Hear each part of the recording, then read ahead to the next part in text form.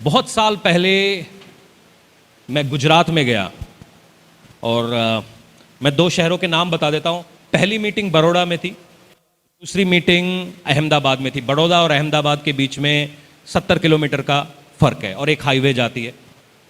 तो बड़ौदा में 2 दिन मीटिंग्स चलाई, जो हम टीचिंग मीटिंग्स चलाते हैं डिलीवरेंस के बारे में। तो मीटिंग्स बहुत ही अच्छी गई, close to a revival. College से लोग कॉलेज हो गए, अंदर बैठने तक की भी जगह नहीं थी, वो लोग वो सुनने के लिए आ रहे थे।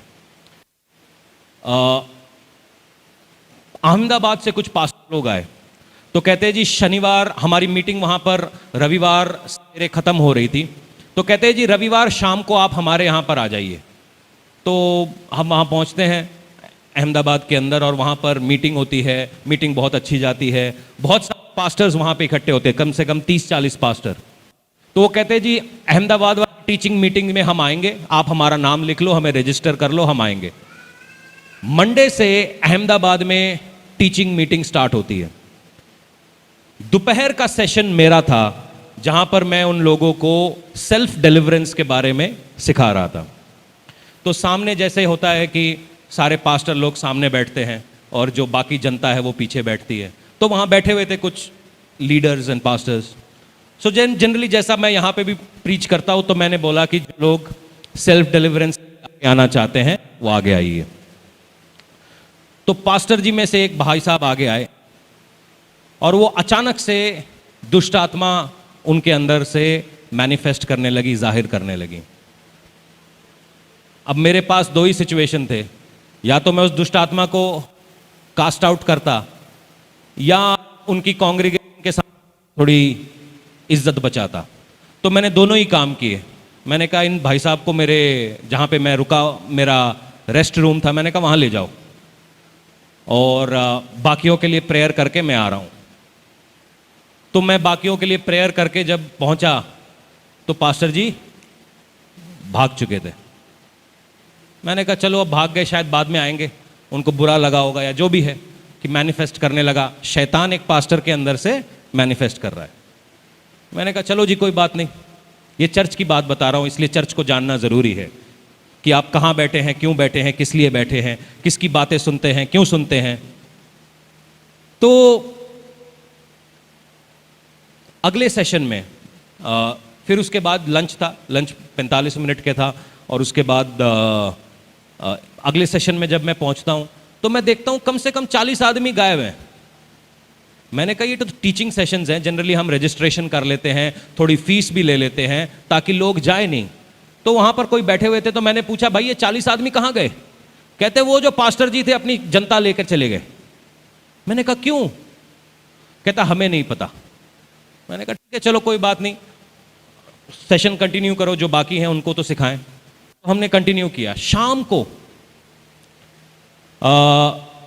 एक फ़ोन आता है कि हम आपसे मिलना चाहते हैं। जनरली मैं जब भी बाहर जाता हूं मैं लोगों से मिलता नहीं हूं। नंबर 1, वो मेरे चर्च के नहीं है, तो जब तक उनका पास्टर उनके साथ नहीं होगा मैं उनसे मिलूंगा नहीं, क्योंकि अधिकार की बात है। ठीक है, जहां पे भी परमेश्वर ने आपको अधिकार नहीं दिया वहां पांव नहीं धरना, समझ लीजिए बात को। तो मैंने कहा आपके पास्टर आपके साथ होंगे, मैं आपसे जरूर मिलूंगा। कहता नहीं जी हमारे पास्टर हमसे आपसे मिलने नहीं देना चाहते, मगर हम आपसे मिलना चाहते हैं। मैंने कहा वो आपका डिसीजन है, मैं मिल नहीं सकता आपसे, क्योंकि मैं आपका पास्टर नहीं हूं। अगर आपको काउंसलिंग चाहिए तो आप अपने पास्टर से बात करो, वो मुझसे बात करेंगे, मैं आपकी काउंसलिंग जरूर करूंगा। कहता नहीं जी वो कुछ ऐसा हो गया, आज पता नहीं क्या हो गया मीटिंग में, उन्होंने बोल दिया कि इस मीटिंग में नहीं जाना, ये मीटिंग अच्छी नहीं है, मगर हमें तो कुछ गड़बड़ नहीं लगी। मैंने कहा ठीक है, आप प्रार्थना करो, आपको जो सही लगे वही काम करो। तो थोड़ी मैंने इस फोन कॉल के बाद 2-4 लोगों को फोन लगाया, मैंने पूछा हुआ क्या? कहता भाई साहब वो पास्टर थोड़ा डर गए, वो यंग पास्टर थे, कि डर गए कि उनका सच लोगों के सामने जाहिर ना हो जाए, इसलिए वो अपनी कांग्रीगेशन को लेकर वहां से चले गए। तो मैंने कहा फिर कांग्रीगेशन वाले आ जाएं। तो कहते पास्टर जी ने उनको बोल के रखा है अगर तुमने ये मीटिंग ज्वाइन करी तो आपके काम बिगड़ जाएंगे, आपके घर में मौत आ जाएगी, आपके घर में ये हो जाएगा, आपके घर में वो हो जाएगा। तो मैंने कहा ये तो बड़ी बेकार बात है, ये तो गलत बात है। जादू टोने का मतलब क्या होता है? मैनिपुलेट करना। मैनिपुलेशन। कई बार हमारी कलीसिया से बहुत लोग निकल गए, तो कभी भी मैंने उनको श्राप दे के नहीं भेजा, क्योंकि यीशु मसीह का काम श्राप देना नहीं है। ये मेरे ही लोग हैं, मैं इनको कैसे श्राप दे सकता हूं? ब्लेस करके भेजो, जो भी जा रहा है उसको आशीष के साथ भेजो, श्राप के साथ मत भेजो। मगर कई जगहों पर, कई कलीसियाओं में लोग बैठे हुए हैं डर के मारे कि हमने ये चर्च छोड़ दिया तो पाप आ जाएगा जी हमारे ऊपर। This is equal to witchcraft. आप कैसे ऐसी बातों को सहन कर लेते हैं? पाप कैसे आ जाएगा? एक परिवार को मैं जानता हूं, वो एक कलीसिया में बड़े समय से लगे हुए हैं, उनका प्रॉब्लम हल नहीं हो रहा, उनके ऊपर विचक्राफ्ट है। तो मैंने कहा आप संडे सर्विस में आ जाइए। कहता नहीं जी, हम आपसे अकेले में मिलेंगे। मैंने कहा अकेले में क्यों? कहते हमारे पास्टर को पता चल गया तो उन्होंने हमारे साथ बड़ा बुरा व्यवहार करना है। मैंने कहा क्यों? या तो वो आपके लिए फास्टिंग प्रेयर करके उसको तोड़ें, या आपको कलीसिया के लिए रिलीज करें, दोनों में से एक। कहते नहीं, वो कहते अगर आपने हमारे यहां से छोड़ा तो आप मर जाओगे, हम नहीं छोड़ सकते। मैंने कहा फिर वहां पे ईमानदार रहिए। एक भाई साहब धारीवाल के हैं, 15 साल से उनका केस चल रहा है, 6 साल से किसी बड़े चर्च में जा रहे हैं, संडे को बड़े चर्च में पहुंच जाते हैं, मगर मंडे से दे दनादन मुझे आ जाऊं, मैं आपके ऑफिस आ जाऊं। मैंने कहा संडे को कौन सी आफत आती है? संडे को कौन सी आफत आती है? संडे आओ, मैं आपसे स्पेशली क्यों मिलूं? नहीं मेरे पास दान है। मैंने कहा दान मतलब दान से मुझे खरीदेगा तू? मैं दान अपनी जेब में रखो, मेरा घर चलता है। विचक्राफ्ट, मेरे पास दान है, मेरे पास पैसा है। एक और चर्च की मैं कहानी सुनाता हूं। एक जवान लड़के ने, बहुत अच्छा लड़का, बड़ी जेन्युइन का लड़का है, उन्होंने चर्च खोला, और चर्च खोलते ही अगले दिन 10-20 लोग आ गए। नेक्स्ट संडे सर्विस में 2 सीनियर औरतें पहुंची। उन्होंने जैसे ही 2 सीनियर औरतें पहुंची, भाई जब आप यंग बाइबल स्कूल से निकले हैं, 2 सीनियर औरतें पहुंची हैं, बुजुर्ग हैं, और कहते जी हम चर्च ढूंढ रहे थे, परमेश्वर ने हमें यहां भेज दिया।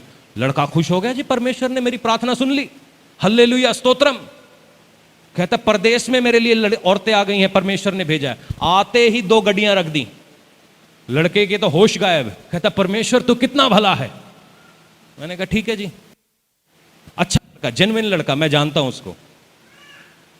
तो जैसे ही अब लड़का कोई टीचिंग करने लगे जो चुभने वाली है, अचानक से उनमें से खड़ी हो जाती, अन्य भाषा में प्रार्थना करने लगती, दूसरा उसका अनुवाद करने लगता। समझे नहीं? परमेश्वर मुझे ऐसा बता रहा है कि यह वचन का प्रचार ठीक नहीं है। अब ऐसी बातों में तुम क्या करोगे? अच्छा हो गया तुम्हारे पास्टर को ये बातें बहुत अच्छे से पता है, मैं आने ही नहीं देता, मैं नोट ही नहीं पकड़ता उनके। मैंने कहा बाहर से बाहर निकल जाओ, चाहिए नहीं। विचक्राफ्ट क्या है? मैन्युपुलेशन, मैन्युपुलेट करना, चर्च को बढ़ने नहीं देना, चर्च को अपने तरीके से चलाना, पास्टर को काबू में रखना, पैसे देके। वो लड़का सोच रहा है अरे परमेश्वर ने इतनी दया कर दी मेरे ऊपर। अरे दया नहीं करी, वो शैतान का बीज है। दोनों खड़ी हो जाती, अचानक से अन्य भाषा आ जाती किसी को, दूसरे वाले को वो अनुवाद आ जाता, और दोनों एक ही बातें बोल रहे हैं। अब ऐसी बातों में जो पीछे बैठे हुए लोग हैं उनको पता नहीं सच क्या है झूठ क्या है, कंफ्यूज है वो। परमेश्वर मुझे दिखा रहा है कि यहां पे आज जितने लोग बैठे हैं वो आज मुझे 50,000 रुपए देंगे, कर दो भाई दरवाजा बंद, जब तक 50 नहीं मिलेंगे बाहर जाने नहीं दूंगा। ये क्या है? मैनिपुलेशन। आपको पता ही नहीं है क्या है, मैनिपुलेशन है। क्या सही में परमेश्वर ने ऐसा बोला? मुझसे तो बात नहीं की, आपसे बात की क्या? तो 4 आदमी आपस में बात कर लेना। अचानक से ये मैनिपुलेशन पूरे पंजाब में जो आजकल हो रहा है वो क्या है? मैनिपुलेशन। जब पौलुस गलातियों को खत लिखता है, वो खत की शुरुआत मालूम है कैसे है? गलेशियंस 1 खोल के देखना, वो यूं कहता है, हे मूर्ख गलातियों। मतलब कोई खत लिख रहा है और खत में पहली बात ही लिख रहा है हे मूर्ख। वो भी बाइबल में मेंशन है कि हे मूर्ख कह रहा है पौलुस, और कहता है कि तुमको किसने जादू टोने में फंसा दिया, तुम कैसे मूर्ख हो गए। मतलब खत आ रहा है, मतलब खत बड़ी हैवी चीज होती है। और कहते तुमको किसने बेवकूफ बना दिया? अरे मिरेकल्स इतने हो रहे हैं, हर संडे वहां पर कोई बेड पे आता है और हर संडे चला जाता है वो चंगा होके। मैंने कहा यार उसका आधार कार्ड लो, घर पे जाओ, देखो, पूछो, पता करो। मिरेकल्स होते हैं, मुर्दे जिंदा होते हैं, कैंसर हील होते हैं, किडनी हील होती है, सब होता है, मैं सब पे विश्वास करता हूं, मगर ये फर्जीवाड़े पे नहीं। पास्टर जी ने प्रार्थना की और मेरा कनाडा का वीजा लग गया। मैं क्या पहला पास्टर दा कनाडा दा वीजा विखा मैनू, पास्टर दा खुद दा नहीं लगदा, 4 बार खुद रिजेक्ट हुआ और उसके बाद फर्जी तरीके से दूसरों को कनाडा भेज रहा है। मैं कतई अलाउ ना करूंगा यहां से फर्जी तरीके से कोई बाहर गया। ईमानदारी से जाओ, ठोक के जाओ। परमेश्वर ने हमारा जुगाड़ लगा, ये कौन सा जुगाड़ है? परमेश्वर जुगाड़ वाला परमेश्वर नहीं है।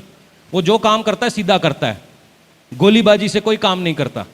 ईमानदारी से जाओ, ठोक के जाओ, सामने जाओ,